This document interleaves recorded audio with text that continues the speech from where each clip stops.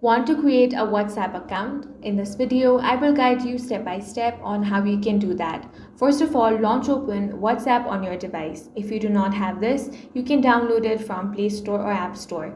Now launch it open, then tap agree and continue. Now on this page, you will have to enter your phone number. First of all, go ahead and select your country code, then enter your phone number. Now tap on next.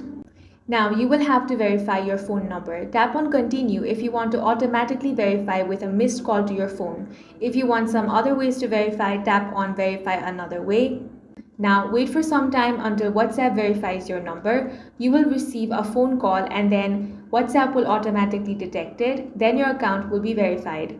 Once your account is verified, you need to enter your details. Go ahead and enter your name. If you want to add in a profile picture, you can do that. Now tap on next. Now your account is going to be set up, and once that is completed, your new WhatsApp account will be successfully created. That's all for this video. If you found it useful, make sure to hit the like button and subscribe for more videos like this.